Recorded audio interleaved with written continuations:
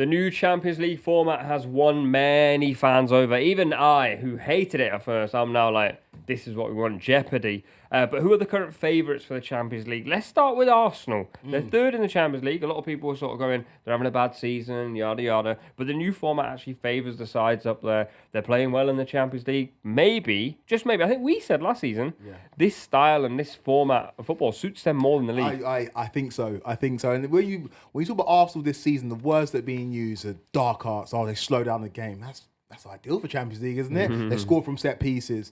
I think this Arsenal team has set up very, very well to go deep in the competition. Whether they can take that step and win it, it remains to be seen. Last year was their first year back in it for a long, long time. So these players haven't necessarily got the requisite Champions League experience, but they've got the quality, and I feel like they've got the style of play to make it very difficult for any team to play up against. And they seem to find relief in the Champions League. The league's a bit of a slog, but in the Champions League, we've seen them get big results. Obviously, the game against PSG, they brushed them aside. We see how good PSG were against Man City. The game against Sporting Lisbon, when Sporting Lisbon were running very, very hot, Arsenal brushed them aside. So it seems like they saved their best football for European nights under the lights. And I think if Arsenal are going to win a trophy this year, a major trophy, they've got more chance of winning the Champions League than they have the Premier League. We discussed it last week, I agree. I think if there will come a point because of the injury crisis that they've had, the injured players that they've had, and probably the lack of depth in the squad, where they will have to pick, or Mikel Arteta will have to pick his favourite team to play in a Champions League game over a Premier League game, or vice versa.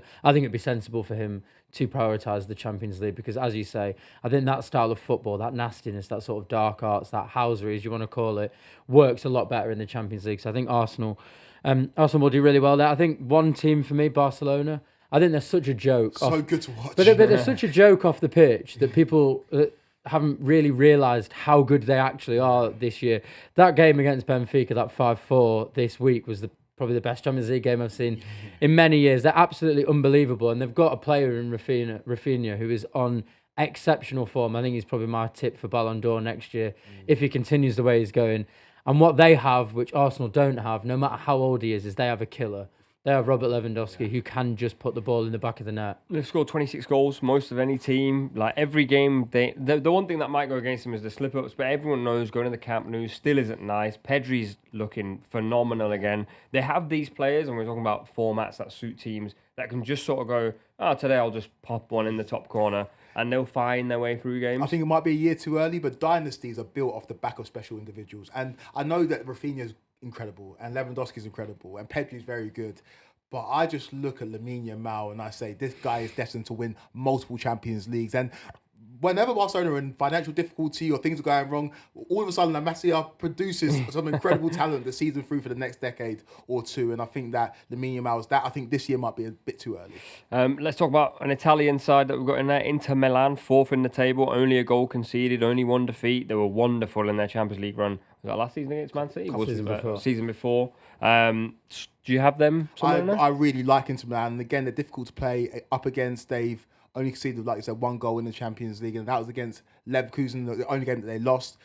In Serie A, they're going very, very well. They're behind Napoli by 3 points. They've got a game in hand. So they're a very tough team to beat. And over the last few years, they've been building that European pedigree, just taking step after step. And I feel like they've now got players that are very well versed and experienced. And not just that, quality players as well. I know that he's much derided because of high profile flops, but Lautaro Martinez has been one of the most consistent strikers in world football for the last 4 or 5 seasons. You look at Thuram, who's a handful for anybody. You look at Bastoni, you look at Barella, they've got an incredible spine, and Jan Sommer's still making amazing saves at this age or this stage of his career. I really like Inter Milan, and I feel like nobody will want to draw them in the round of 16 because they're a team that can beat any team in Europe.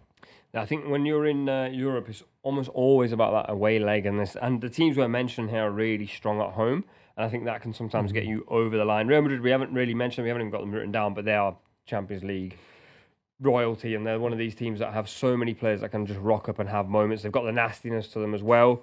An English side we haven't mentioned probably are the favourites right now, Liverpool. Yeah, I mean, they're not nasty enough.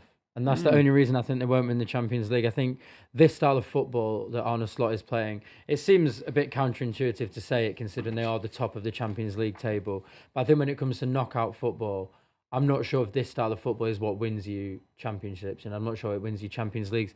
And I think that they are currently the best team in Europe. I think they're playing the best football. But when you come up against Real Madrid, which I know they did in the group stage, but when you come up against Real Madrid at the latter stages of the Champions Leagues, they just have that nous and they have that know-how, and they have Mr. Ancelotti, who knows exactly how to win the Champions League.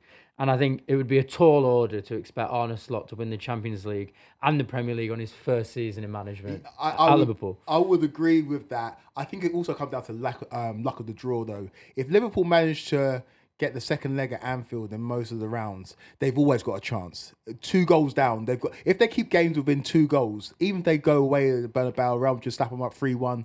You bring it back to Anfield, and we've seen. And I hate buying into it because it makes me sick, but it's real and it's true. And Liverpool under the lights at Anfield Champions League nights, it's a different prospect. So using that home form, I think they can definitely progress deep into this competition. But I really like what you said in terms of that nastiness. When teams win the Champions League, they've got that bite, that dog in them. And I feel like Liverpool's style of play is more conducive to winning the Premier League. All right, and last up is a side that are probably not going to win it. Oh, they might win it. Man City. They might not even be making it through, though. Yeah, I think the frustrating thing from a complete neutrals aspect of this new Champions League format is that City would be out by now, PSG would be out by now, Real Madrid would have dropped into the Europa League, and that would have created an incredibly exciting final few rounds of the Champions League, as is with the current format. Man City have been absolutely pathetic in almost all Champions League games, and all we need to do now is beat Club Brugge at home next week to qualify. And that's the problem with the new. It just takes the jeopardy out of the game. I do think at the beginning of the season I wasn't expecting to be looking at Stuttgart's result on the last day to make sure that Man City can qualify. I think Club Brugge are looking good. I think City, we have to beat them, don't we? We can't possibly lose to Bruges at home. I mean, if you do. Oh man, if you do, you won't. Man City won't. And there's sometimes a thing where you struggle at your group, and then all of a sudden the squad comes together because the Premier League's done.